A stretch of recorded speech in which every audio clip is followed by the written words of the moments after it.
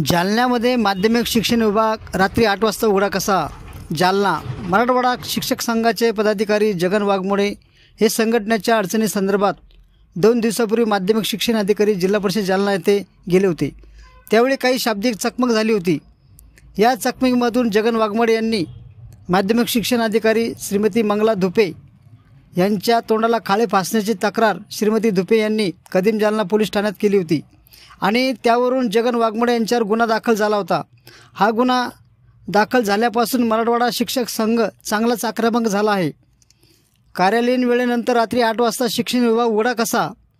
वाघमोडे यांनी केलेल्या गैरवर्तनासंदर्भात शिक्षण विभागाने CCTV फुटेज जारी करावे। शिक्षण विभागात पैसे घेतल्याशिवाय कोणतेच काम होत नाही। विद्यार्थ्यांच्या सहलीसाठी परवानगी घेण्यासाठीही शिक्षण विभागाने पैसे मागितल्याचे गंभीर आरोप मराठवाडा शिक्षक संघाने केला आहे। माध्यमिक शिक्षण अधिकाऱ्यांच्या संपत्तीची सुद्धा चौकशी करण्यात यावी ही देखील मागणी या पत्रकार परिषदेमध्ये करण्यात आली आहे। रात्रीचे खेळ चालले पण चावटर येणार असल्याचे सांगण्यात आले आहे।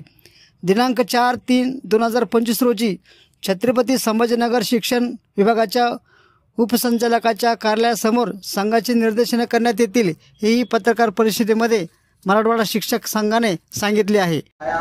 मधून निर्णय आलेला फक्त त्याची अंमलबजावणी करावी असा आदेश आहे शिक्षण विभागाला। त्यासाठी आम्ही तिथे गेलेलो होतो आणि सहज बोलता बोलता चर्चेतून बोलले चर्चा करूया आणि आपण आपलं निघून येऊया।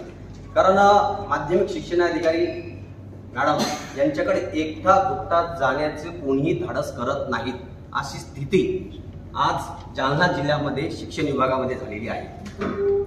आणि म्हणून लोक कितीपोटी मराठवाडा शिक्षक संघाकडे येतात। अनेक प्रकरणं मराठवाडा शिक्षक संघाकडे प्रलंबित आहेत।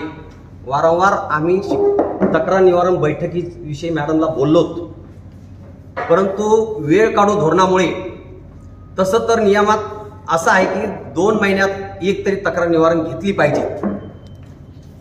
वर्षातून 2 वेळेस घेऊ म्हटल्यात, आता 2 वेळेस घेऊ तेही बैठका कशा टाळता येतील।